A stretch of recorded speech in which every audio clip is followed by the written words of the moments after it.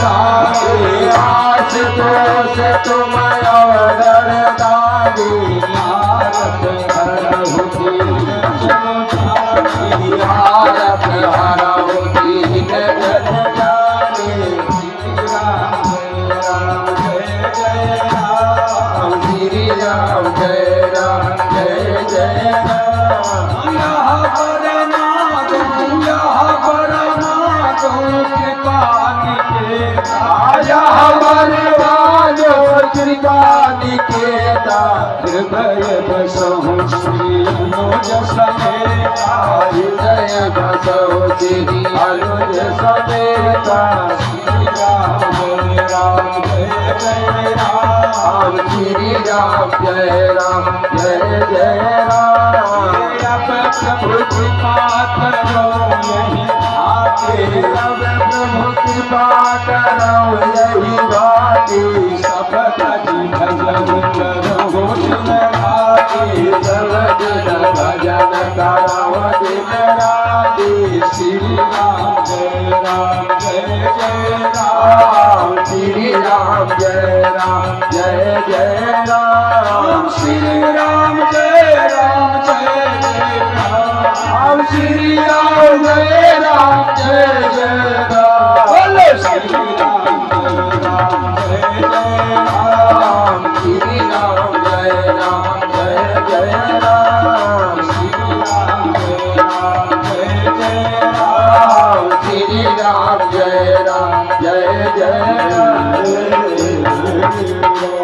बोलिए सियापति रामचंद्र की जय हो। भागवत महापुराण की जय हो। अवघड़ बाबा चौधरी बाबा की जय हो।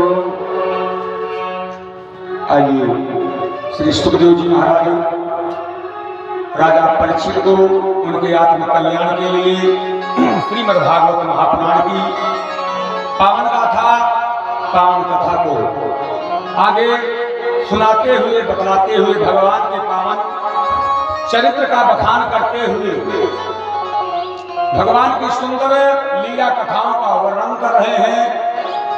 इसी क्रम में राजा परीक्षित ने श्री सुखदेव जी महाराज से निवेदन किया है हाथ जोड़ करके कि बादरायण ये ततते श्रोतनिच्छा महे वयम् हरियर्था गजपतिं ग्राह ग्रस्तमं मोक्षतमम्।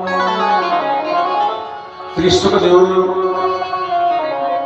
जी भगवान से श्री परीक्षित जी निवेदन करते हैं कि हे महात्मन, भगवान ने डूबते हुए गजेंद्र की रक्षा ग्राह से किस प्रकार से की है, इस कथा को आप विस्तार से सुनाइए।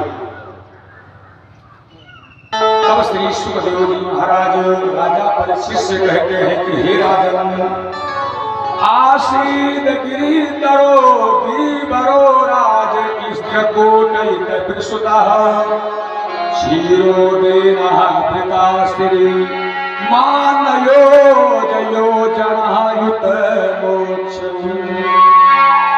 हे राजन, त्रिकूट पर्वत पर एक प्रसिद्ध त्रिकूट पर्वत है जिसकी तलहटी में एक अनुपम सरोवर था, तालाब था।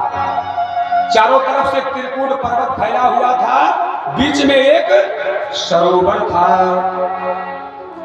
और उसका बड़ा विशाल, उसकी तराई में बड़ा विशाल जंगल हुआ करता था। पर्वत के नीचे जंगल हुआ करता था, पर्वत के चारों तरफ से घिरे रहने के बाद भी एक बीच में सरोवर हुआ करता है।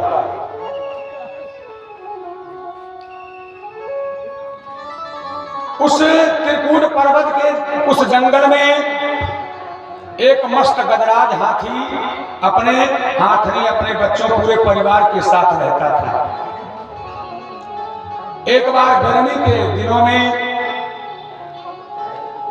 गर्मी से व्याकुल हुआ, पानी पीने के लिए वह उस सरोवर में उतरा। पानी पी लेने के बाद वह जल क्रीड़ा शुरू कर दिया। अर्थात वह गजराज हाथी सुर से जल उठाता अपने बच्चों के ऊपर, पत्नियों के ऊपर उठा उठा करके जल छोड़ने लगा।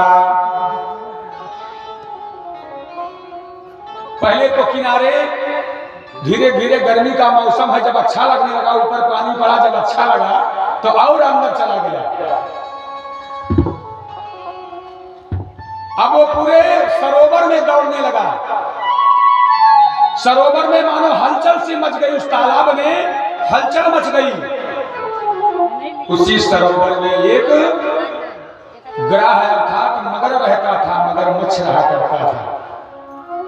उस सरोवर के उस जल की गहराई में वो अपना निवास स्थान बना करके रहता था। जब तक ये पानी पिए हैं किनारे, वो बिल्कुल शांत अपने स्थान पे था, ये अपने स्थान पे पानी पिए। लेकिन पानी पीने के बाद जल क्रीड़ा शुरू कर दिया। सुर से पानी उठाता गजराज स्त्रियों के ऊपर, हथनियों के ऊपर, अपने बच्चों के ऊपर डालता था। तो जल क्रीड़ा पूरे सरोवर में दौड़ दौड़ करके करने लगा। पूरा सरोवर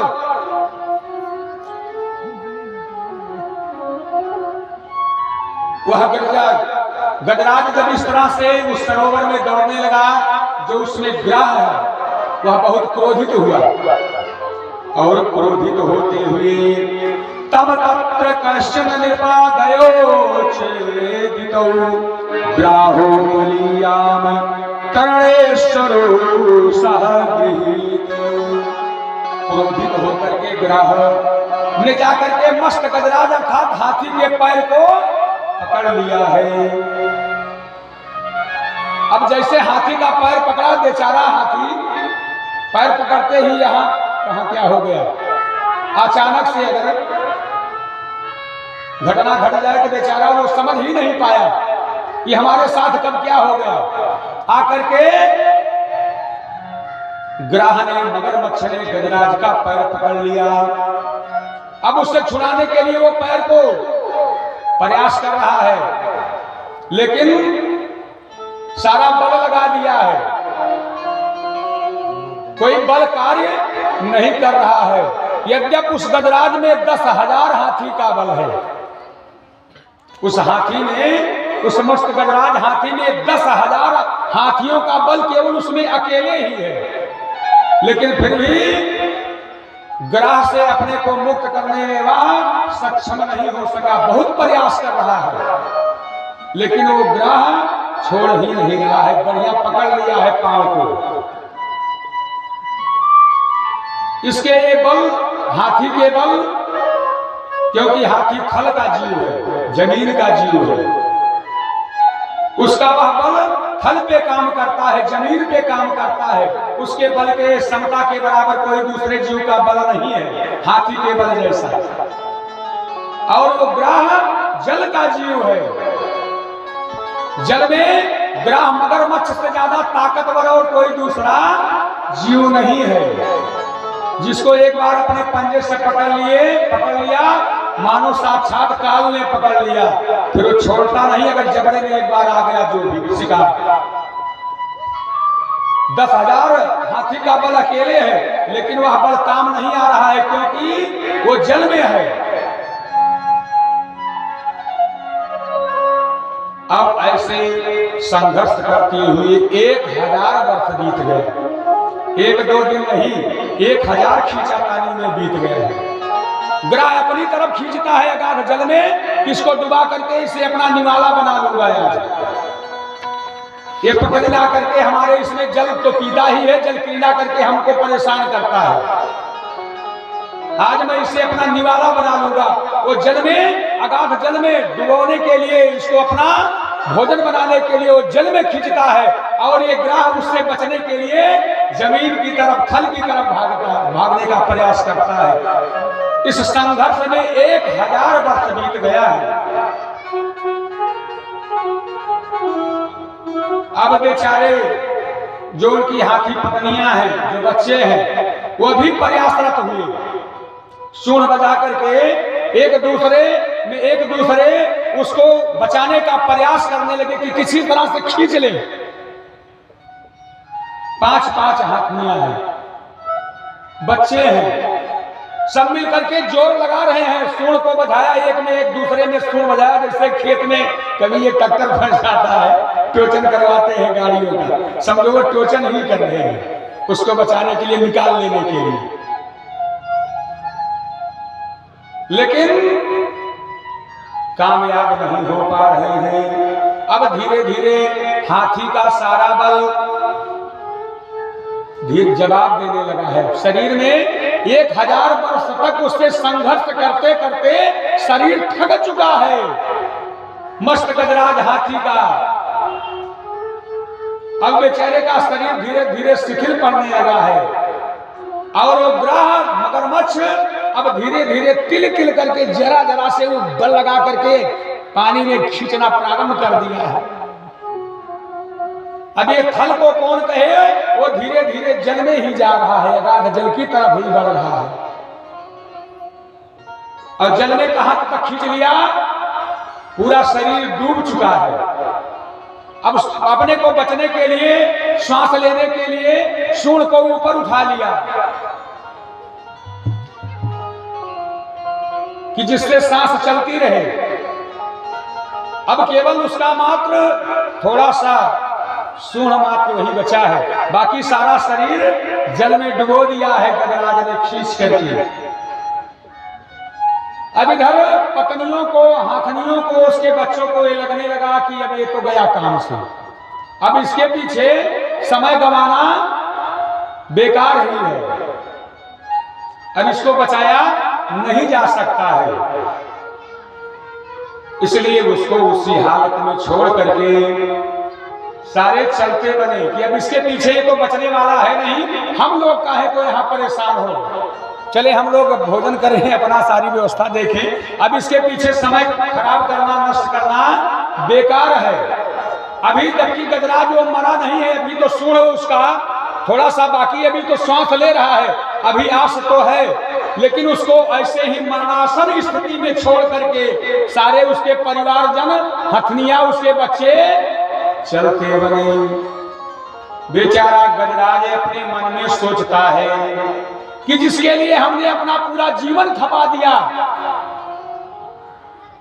इनको प्रसन्न करने के लिए, इनको सुखी करने के लिए हमने अपना पूरा जीवन संघर्ष में लगा दिया, लेकिन आज हमको इस स्थिति में, मरणासन स्थिति में, मैं अभी मरा भी नहीं हूं, ये लोग इस तरह से विमुख होकर के जा रहे हैं, सारी मोह ममताओं को त्याग करके जा रहे हैं। मैं तो पूरा जीवन इनके मोह ममता में ही अपना निकाल दिया, कभी अपने सुख को सुख नहीं जाना, लेकिन आज मैं मरा भी नहीं हूं, अभी तो आस बची है। लेकिन हमको इस स्थिति में, आज संकट की स्थिति में, जबकि इनको हमारा साथ देना था आखिरी दम तक, मरते दम तक, अभी मैं मरा भी नहीं हूं, मरासन स्थिति में हमको छोड़ करके जा रहे हैं। विचार करता है कि कश्य माता पिता कश्य, कश्य माता पिता कश्य भार्या सहोदरः, कालेन संबंध का कश्य परे वेदनः। संसार में ये संबंध केवल मात्र माया के हैं, स्वार्थ के संबंध हैं। अगर पत्नी पति के स्वार्थ को न पूरा करे, और अगर कहीं पत्नी वो पत्नी के स्वार्थ को ना पूरा करे, पिता पुत्र के स्वार्थ को ना पूरा करे, धन मांगे, पिताजी बेचारे ना देने में असमर्थ हो, तो फिर लोग अपने दुनिया में मतलब से होते हैं, मतलब सिद्ध हो गया। बेचारा गजराज अपने मन में विचार करता है कि जिसके लिए हमने पूरा जीवन संघर्ष किया है, आज हमको ये इस मरणासन स्थिति में छोड़ करके जा रहे हैं कि कश्य माता पिता कश्य भार्या सहोदरः, और कालेन संबंध का कश्य परिवेदनः, कि किसके माता, किसके पिता, किसकी पत्नी, किसके पति, किसका पुत्र, किसका नाती, सब अपने अपने संबंध को लेकर के, स्वार्थ लेकर के सुर नर मुनि सब किया हरे सुर नर मुनि सब किया हरे स्वार्थ लागी रही सब प्रीति सुर नर मुनि सब किया हरे स्वार्थ लागी रही सब प्रीति। आज हमको इस मरणासन स्थिति में अब हमारा हमसे उससे स्वार्थ तो रहा नहीं, ये जान गए हैं कि अब मैं बचूंगा कि नहीं बचूंगा, और स्थिति में मुझको छोड़ करके जा रहे हैं जिसके लिए हमने सारा जीवन खपा दिया।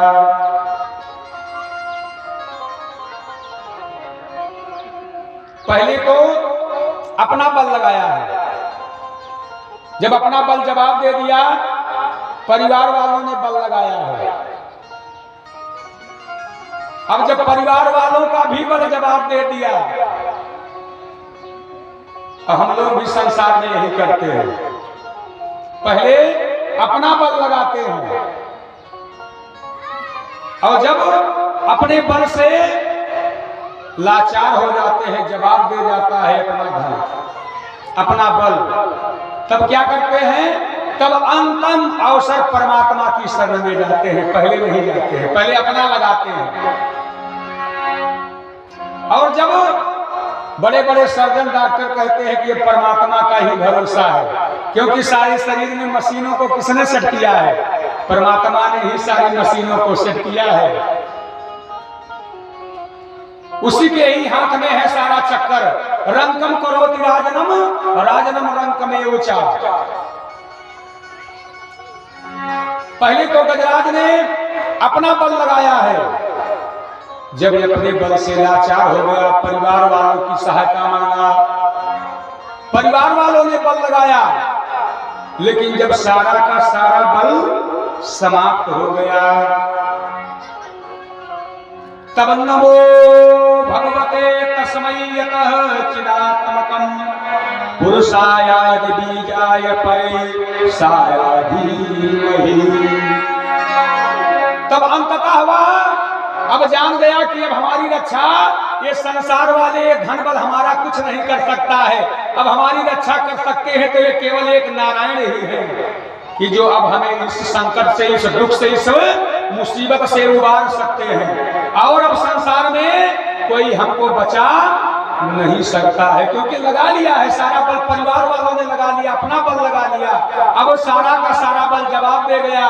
तब उसने क्या किया, एक कमल नाल को तोड़ा कि प्रभु आज तक तो मैं आपकी किसी भी प्रकार से भक्ति नहीं की, लेकिन हे करुणा, हे भक्तवत्सल, मैंने सुना है कि शरणागत कि आप रक्षक हैं, पुरंद पाल रघुनायक, करुणा सिंधु खरारी, और गए शरण प्रभु राखी है सब अपराध विसार। और वह स्वयं में वह कमल नाल लेकर के भगवान से, नारायण से पुकार करता है, सहायता मांगता है कि नमः शांताय घोराय घोराय घोर गुण धर्मिणे अनिर्वेशाय सम्याय नमो ज्ञान घननाय च। दीन दयाल अरे बिरगु श्याम भारे, दीन दयालु बिरगु श्याम भारे, हराहु नाथ मम संकट भारी, दीन दयालु बिरगु श्याम भारे, हराहु नाथ मम संकट भारी।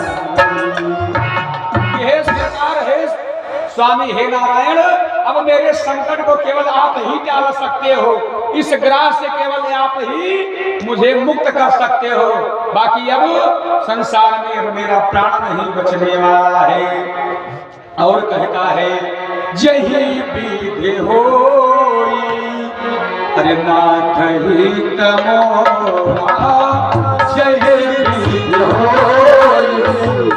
नाथ ही तमोरा करो सुदेगी दास माय तोरा करो सुदेगी दास माय तोरा।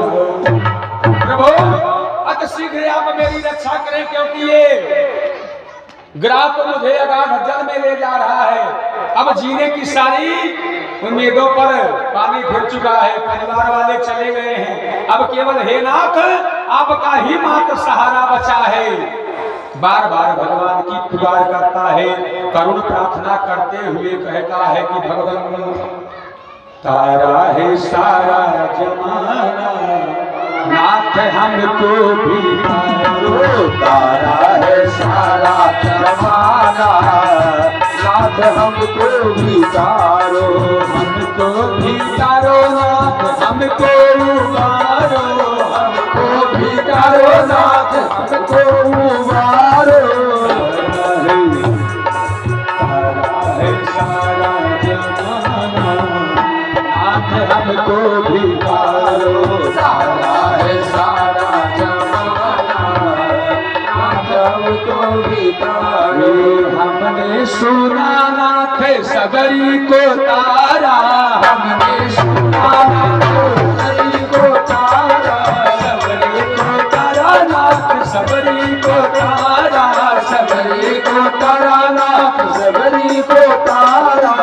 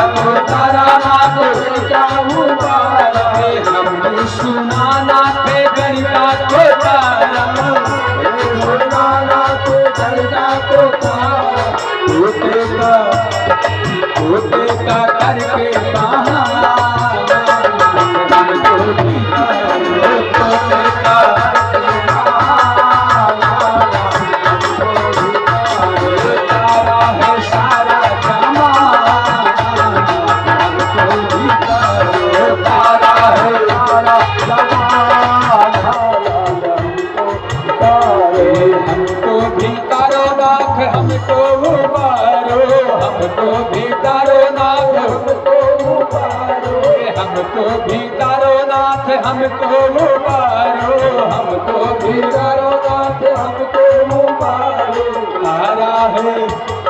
तारा है सारा जमाना, नाथ हमको भी तारो। तारा है सारा जमाना, नाथ हमको भी तारो। हमने सुना नाथ केवट को तारा, हमने सुना नाथ केवट को तारा। केवट को तारा नाथ केवट उबारा, केवट को तारा नाथ केवट उबारा। लौटा करके हमको भी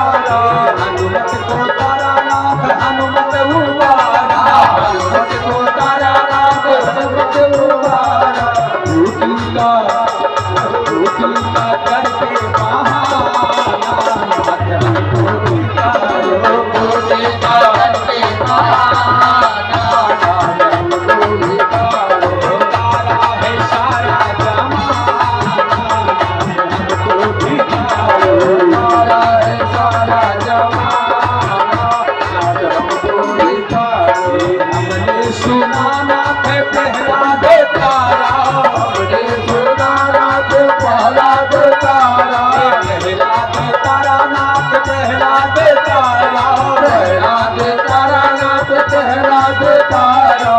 अंबे का करके बहाना हमको भिखारो, अंबे का करके बहाना हमको भिखारो, तारा है सारा जमाना हमको भिखारो, तारा है सारा जमाना हमको भिखारो। जय हो।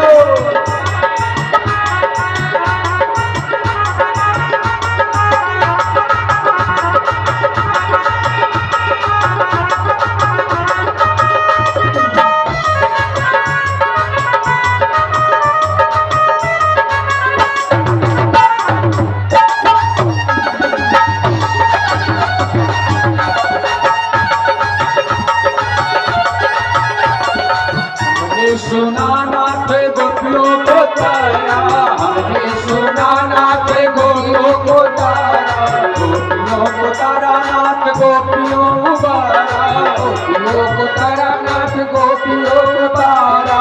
राशे का करके बहाना हमको भिखारो, तारा करके बहाना हमको भिखारो, तारा है सारा बहाना हमको भिखारो, तारा है सारा जमाना हमको भिखारो, तारा है सारा जमाना हमको भिखारो, तारा है सारा जमाना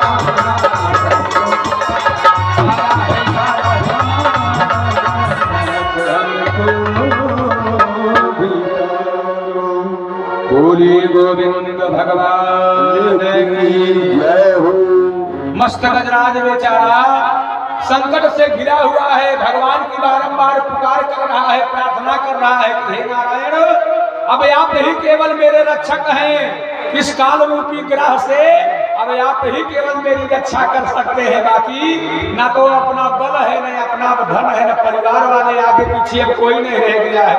ऐसे मुझे मरणासन स्थिति में छोड़ करके चले गए हैं, जिसके लिए हमने अपना सारा जीवन लगा दिया है, सारा जीवन खपा दिया, वो भी मेरा इंतजार नहीं, मरने का भी इंतजार नहीं किया। ऐसे विमुख होकर के सब चले गए।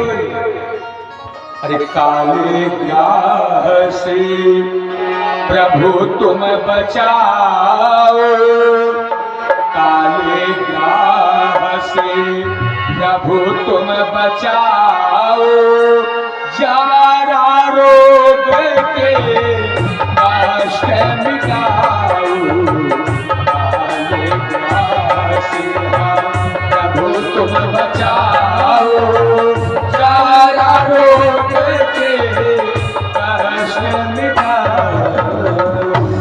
बार बार जब प्रार्थना करता है तो उसकी यह प्रार्थना वैकुंठ पहुंच गई है भगवान नारायण के पास में। और भगवान ने जब देखा कि हमारा भक्त यात्री होकर के अंतिम समय में जन्म जन्म मुनि जतन कराही, जन्म जन्म मुनि अरे जतन कराही, अंतराम का आवत नाही, जन्म जन्म मुनि जतन कराही, अंतराम का आवत नाही। अंतिम समय में राम का नाम यदि मुख पे आ जाए तो उद्धार हो जाता है, प्राणी का उद्धार हो जाता है। लेकिन होता है ऐसा नहीं है। मरते समय तो माया घेर लेती है चारों तरफ से। क्यों? क्योंकि हमेशा दिन रात उसी माया में रहते हैं, कभी भगवान का जब भजन करते ही नहीं है, अभ्यस्त नहीं है। जिस चीज का अभ्यास बनाए रहेंगे वही जीवन में हमेशा आदत के रूप में बना रहता है। यदि आप जीवन में हमेशा भजन करते रहेंगे, अभ्यस्त रहेंगे, तो मरते भी समय में भगवान का नाम मुख से निकलेगा। अब अभ्यास है ही नहीं, हमेशा केवल माया में ही हरदम माया के बंधनों में पड़े हैं। तो मरते समय हाय ये मेरा छूट रहा है, मेरा परिवार छूट रहा है, मेरे बंधु छूट रहे हैं, मेरा बांधव छूट रहा है। लेकिन अंतिम समय पर भगवान कहते हैं कि अंतिम समय जो मेरा नाम पुकारता है, भजता है, वह मेरा परम धाम वैकुंठ प्राप्त करता है, हमारे चरणों को प्राप्त करता है।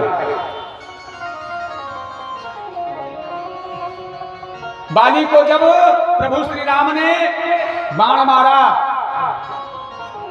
मैं बैरी सुग्रीव प्यारा, कि प्रभु आखिर हम तो दोनों सगे भाई हैं, झगड़ा हमारा दोनों भाइयों का था, ये बीच में आप कहां से आ गए? आप तो समदर्शी हैं, आपको हम दोनों भाइयों के साथ सम व्यवहार करना था। एक मैं बैरी आपका कैसे हो गया और हमारा वो भाई कैसे आपका प्रिय हो गया, जबकि संसार वाले आपको समदर्शी कहते हैं। हे जगत पिता, हे जगन्नाथ, केवल मेरे वध करने का कारण क्या है? कहा तुम अपनी अर्थात सुग्रीव की पत्नी का हरण कर लिया है, उसका राज छीन लिया है। उसने कहा मैं पशु योनि में हूं, पशु योनि में ऐसा कोई विचार नहीं, मैं बानर योनि में हूं, पशु योनि में हूं। यह धर्म मानव योनि में पालन किया जाता है, और जो धर्म की मर्यादा, धर्म के बंधन में, जो धर्म के बंधन में रहता हो वही मनुष्य है।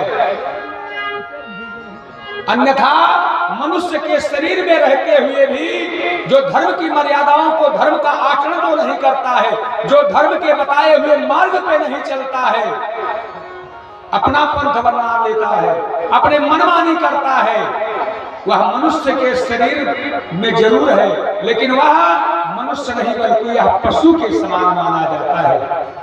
क्योंकि पशु भी सारी क्रियाएं करते हैं, भोजन करते हैं, बच्चा पैदा करते हैं, सोते हैं, जागते हैं, सारी क्रियाएं करते हैं, लेकिन पशु के पास धर्म की कोई मर्यादा नहीं होती है। मनुष्य, हम मनुष्यों के लिए धर्म की मर्यादाएं बनाई गई है। सुबह से लेकर के रात्रि पर्यंत तक कि माता पिता के प्रति क्या धर्म है, अपने पत्नी के प्रति क्या धर्म है, देश समाज के प्रति क्या धर्म है, अपने परमात्मा के प्रति हमारा क्या धर्म है। मनुष्य पूरा जीवन धर्म की मर्यादाओं में जीता है, और जो धर्म की मर्यादाओं में जीता है वही मनुष्य है। अन्यथा मनुष्य का शरीर पा करके भी केवल जो खा करके और सो करके ही पूरा जीवन बिता दिया, अपने कर्तव्यों का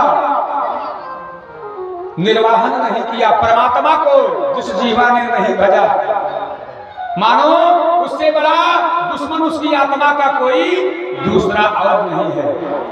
जो अपने आत्मा का हितैषी स्वयं नहीं होगा, उसके मरने के बाद उसके लिए कोई दान करे या भजन करेगा या कोई जरूरी थोड़े है।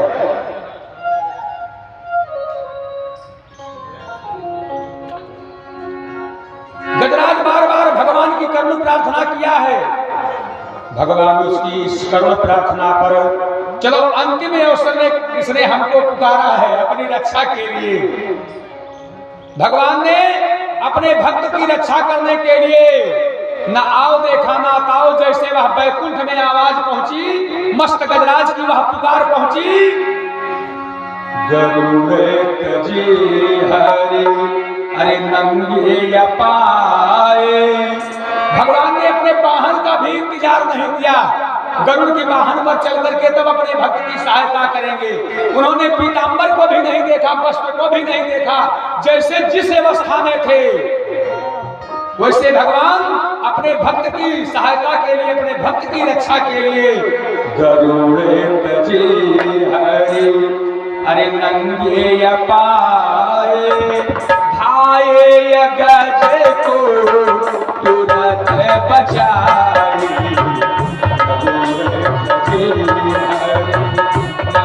नंगे पाए, धाये मैया जी को तुरंत बचाओ।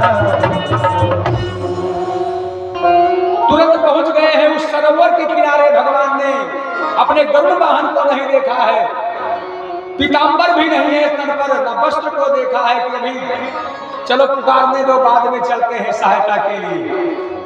भगवान ने जैसे सुना, नंगे पांव अपने भक्त की रक्षा के लिए, जिसके मन में श्रद्धा और भक्ति से यदि हम आज भी भगवान का भजन करेंगे, भगवान को भजेंगे, भले राम जी धनुष बाण लेकर के हमारी सहायता के लिए न आए, किसी ना किसी रूप में किसी ना किसी को यदि मन में पक्का विश्वास है, श्रद्धा है, तो जरूर रक्षा करेंगे, जरूर हमारी रक्षा करेंगे। भले वह अपने चतुर्भुज रूप में चक्र सुदर्शन लेकर के न आए, किसी ना किसी रूप में आकर के हमारी रक्षा अवश्य करेंगे, लेकिन मन में श्रद्धा होना चाहिए, विश्वास होना चाहिए। बिना श्रद्धा और विश्वास के काम नहीं बनने वाला है। बट विश्वास अचल निज धर्मा, तीरथ राज प्रयाग सुकर्मा। अगर मन में सच्चा विश्वास नहीं है तो बार बार गंगा में नहाने के बाद भी कल्याण होने वाला नहीं है। भले पतित पावनी मां गंगा है, यदि आपके मन में भरोसा ही नहीं है, वचन विश्वास ही नहीं है। एक बार मैया पार्वती ने भोलेनाथ से पूछा कि स्वामी, ये भूतल पर, पृथ्वी लोक पर ये पतित पावनी मां गंगा जो पतितों को भी पावन करने वाली है, उनका पदार्पण ही संसार के पापियों को पाप धोने के लिए इस धराधाम पे हुआ है, आई है स्वर्ग से, ब्रह्मा जी के कमंडल से। अब मैं देखती भी हूं कि ये जो लोग नरक के रास्ते पे जा रहे हैं, इन लोगों ने भी गंगा में स्नान किया। और हमने सुना है स्वामी कि पतित पावनी गंगा में जो स्नान कर लेता है, डुबकी लगा लेता है, उसके पाप तो तत्क्षण नष्ट हो जाते हैं। फिर स्वामी, ये नहाने वालों की ये जो संख्या नरक की तरफ लगी है, लाइन लगी है, आखिर इसका क्या कारण है? इनका पाप गंगा मैया ने नहीं धोया क्या? भोलेनाथ ने कहा, समय आने पर मैं तुम्हें बतलाऊंगा। ये श्रद्धा और विश्वास की बात है। समय आया, पूर्णिमासी का दिन आया, सारे नगर निवासी संसार वाले चले हैं गंगा नहाने के लिए। गंगा के किनारे नहा रहे हैं। इतने में भोले बाबा ने कहा कि पार्वती ने जी, जो तुमने हमसे प्रश्न पूछा था, आज पूर्णिमा का दिन है, सब लोग गंगा नहाने के लिए चले हैं, चलो हम लोग भी चलते हैं, आज तुम्हारे प्रश्न का उत्तर तुम्हें मिल जाएगा। भोले बाबा ने भी अपना एक वृद्ध का रूप, बूढ़े का रूप बना लिया। और पार्वती जी से कहा, तुम भी अपना रूप बदलो, ऐसे में काम नहीं बनने वाला है। पार्वती जी भी एक बुढ़िया का रूप धारण कर लिया है। भोले बाबा हाथ में एक डंडा ले लिए और झुकी कमर से धीरे धीरे ठेंगते हुए वो भी गंगा घाट की तरफ चले हैं। इधर सब लोग गंगा स्नान करने के लिए गंगा घाट की तरफ चले हैं। गंगा घाट के कुछ ही पहले एक गंगा नाला, तमाम गंगा नाले ये सब उसी नदियों में जुड़े रहते हैं, बहते रहते हैं। एक गंगा नाला बहता था,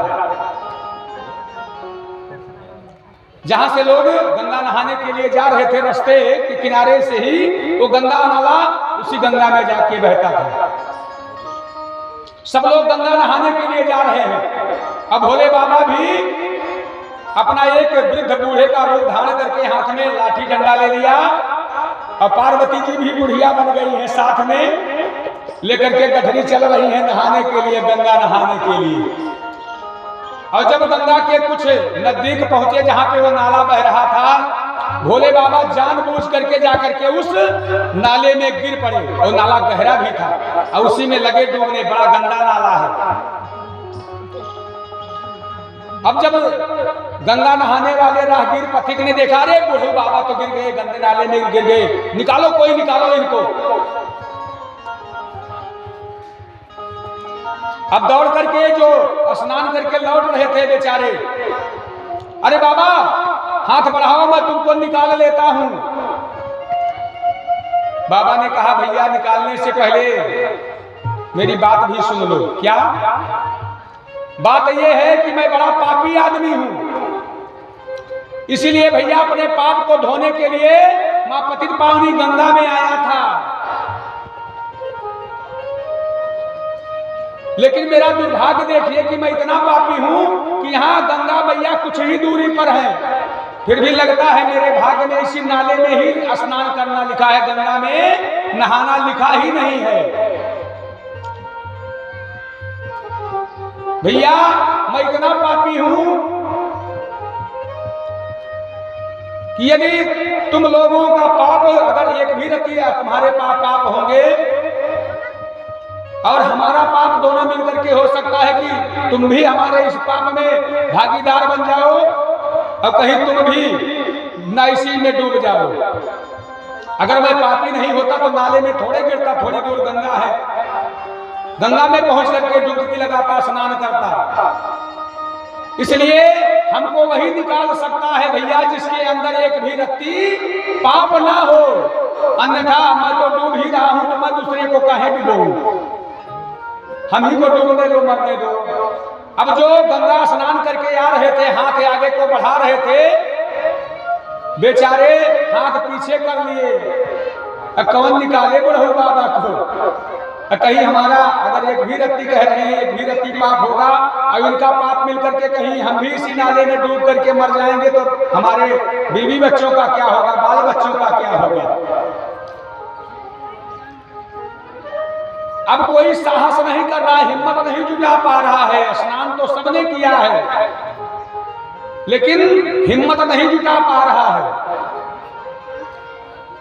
सायंकाल हो गई है, सुबह से लेकर के 10 बजे से नाले में गिरे हैं बाबा, लेकिन कोई निकालने के लिए मारे डर के कि कहीं अगर हमारे अंदर एक भी रत्ती पाप होगा और इस बाबा का पाप और हमारा पाप अगर कहीं दोनों जैसे ये दोनों मेल हो गया तो कहीं जल करके भस्म ना हम हो जाएं, इसी में डूब ना जाएं। कोई हिम्मत नहीं कर रहा है। सुबह से सायंकाल हो गया।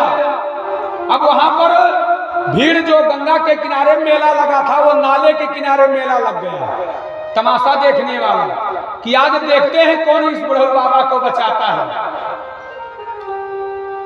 सायंकाल का समय हो गया है। एक किसान जो नित्य प्रति हर पूर्णिमा को गंगा में स्नान करता है, आज अपने गृहस्थ कार्यों से बेचारा इतना उलझ गया कि उसे याद ही नहीं रहा कि आज पूर्णिमा है और मुझे गंगा में स्नान करने जाना था। याद आया कि आज तो पूर्णमासी थी, मेरा तो आज नियम टूट जाएगा। चलो अभी सूर्यास्त होने में कुछ समय है। दौड़ करके बेचारा बेतहासा गंगा मैया के शरण में पहुंच गया है। यहाँ भीड़ तो है लेकिन उसको तो ये पड़ी है कि गंगा में आज हमारा नियम टूट जाएगा। गंगा में सीधा पहले डुबकी लगाया, वहां गंगा मैया का पूजन किया और उसके बाद जब वहां से चला तो देखा कि जो गंगा के किनारे मेला था वो सारा मेला मजमा यहाँ तमाशा देखने वालों की नाले के किनारे किनारे लग गई। लोगों से पूछा भैया आखिर यहाँ ये कैसा मजमा आप लोग लगाए हैं, मेला लगाए हैं? लोगों ने बताया कि ये बुढ़ऊ बाबा सुबेरे से आकर के इस नाले में पता नहीं कहां से गिर गए हैं। भैया इतने इतने नौजवान लोग यहाँ पर खड़े हो, अब बेचारे ये सुबह से नाले में गिरे हैं, हट्टे कट्टे लोगों के रहते हुए भी यहाँ से ये बेचारे मर रहे हैं। बाबा निकाल क्यों नहीं लिया? कहा निकालने के लिए तो बहुत लोग आगे बढ़े थे, लेकिन बाबा की एक शर्त है। बाबा कहते हैं मैं इतना बड़ा पापी हूँ, इतना बड़ा पापी हूँ कि मैं तो उसी पाप को धोने के लिए गंगा में आया था, लेकिन हमारे इसी पाप के कारण मैं इस गंदे नाले में गिर गया हूँ और हमको वही निकाल सकता है जिसके अंदर एक रत्ती भी पाप ना हो, अन्यथा मेरा तो पाप ही है। और अगर उसके अंदर भी निकालने वाले के अंदर भी एक रत्ती पाप होगा तो हो सकता है हमारा पाप और उसका पाप मिल करके वो भी इसी नाले में डूब करके ना मर जाए। इसलिए लोगों ने बढ़े तो आगे, लेकिन किसी की हिम्मत नहीं पड़ी। किसान ने कहा बस इतनी सी बात के लिए तुम लोग डर रहे हो। तुरंत कहा हटो सब बगल किनारे हो जाओ। पहुंच गया नाले के किनारे, कहा बाबा हाथ आगे बढ़ाओ। बाबा ने कहा भैया तुम कहां से आ गए, तुम कौन हो? अरे कहा मैं जो हूं सो पांच बात में पूछना, पहले आप हाथ आगे बढ़ाओ, बताओ आप इतनी उम्र के वृद्ध बेचारे इस नाले में सुबह से डूब रहे हो, कोई निकाल नहीं रहा। अरे भैया मैं बहुत बड़ा पापी हूँ, मत छुओ मुझको, अन्यथा मेरा पाप तुमको भी लग सकता है और तुम्हारी भी ये दुर्दशा हो सकती है, कहीं तुम भी ना गिर जाओ इस नाले में। कहा बाबा वो बाद का बात है, देखा जाएगा, पहले तुम हाथ बढ़ाओ। और हाथ बढ़ाया बाबा ने भी अपना हाथ बढ़ाया है और वो नाले से बाहर निकाल लिया। तो भोले बाबा कौतुकी है, केवल रूप बनाए हैं अपना। भोले बाबा नाले से बाहर आ गया। बाबा ने उस किसान से पूछा क्या तुमको डर नहीं लगा? उसने कहा डर किस बात की? इस बात की कि मेरी जो शब्द थी कि जिसके अंदर एक भी रत्ती पाप होगा वो मुझे निकालेगा तो जल करके भस्म हो जाएगा या इस नाले में गिर करके डूब करके मर जाएगा। सब लोग डर के तो यहाँ मेला लगाए हैं और तुमने इतना साहस कहाँ से आ गया? उसने कहा मेरा साहस मैया गंगा है, मुझे भरोसा है कि जो गंगा में स्नान कर लेता है उसके अंदर एक भी रत्ती पाप नहीं रहता है। और जब से मैंने गंगा में स्नान किया है मनसा वाचा कर्मणा, मैंने कोई पाप नहीं किया है। मुझे भरोसा है कि जो पहले पाप किया था वो तो कल धो दिया ला करके गंगा में, अब मेरे अंदर कोई पाप नहीं है, इसलिए मुझे भरोसा था। बाबा अपने दिव्य रूप में आ गए। बोलिए भूत भावन भोलेनाथ की जय हो। और उस किसान को माला माल कर दिया, खूब आशीर्वाद दिया मैया पार्वती और भोले बाबा ने। अब बेचारे वहां के और बाकी सब चूक गए। रे तो भगवान थे, भोले बाबा थे, हम निकाल लेते, लेकिन भगवान परीक्षा लेते हैं।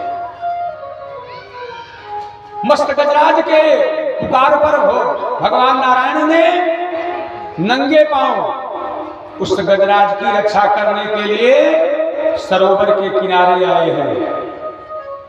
गज को उबारा, अरे ग्राह को मारा, गज को उबारा और ग्राह को मारा, चक्र सुदर्शन से संहारा,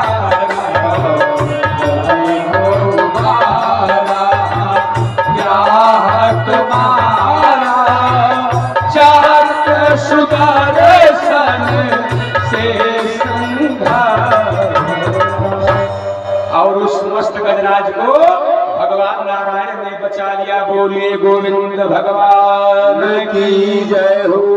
कृष्ण गोविंद हरे मुरारी, हे नाथ नारायण वासुदेवा, हे कृष्ण गोविंद हरे मुरारी, हे नाथ नारायण वासुदेवा, कृष्ण गोविंद हरे मुरारी, हे नाथ नारायण वासुदेवा, कृष्ण गोविंद हरे मुरारी, हे नाथ नारायण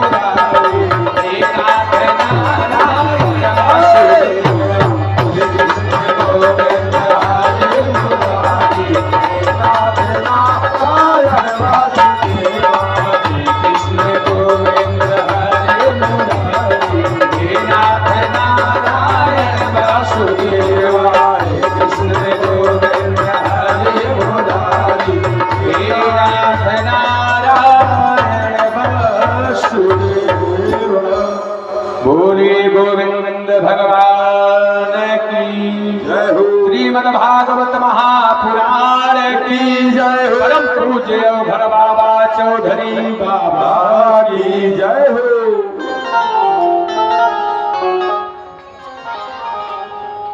राजा परीक्षित ने श्री सुखदेव जी से निवेदन किया है कि हे महामुनि सुखदेव जी, ये समुद्र मंथन किस कारण से हुआ? भगवान ने ये समुद्र मंथन किस अभिप्राय से करवाया है और उस समुद्र मंथन से वह कौन कौन से रत्न निकले हैं, यह सारी कथाएं आप हमें विस्तार से सुनाएं। क्योंकि हमने सुना है भगवान ने अपना चतुर्भुज रूप को छोड़ करके मोहिनी का भी रूप धारण किया था, स्त्री बन गए हैं। भगवान नर से नारी क्यों बने, मोहिनी रूप क्यों रखा? आखिर ये समुद्र मंथन का कारण क्या था? बिना कारण के संसार में कोई काम होता नहीं है। यहाँ कथा कारण है, इसलिए सब लोग एकत्र हुए हैं, सारे भक्तजन। तो बिना कारण के कोई कार्य संसार में नहीं होता है।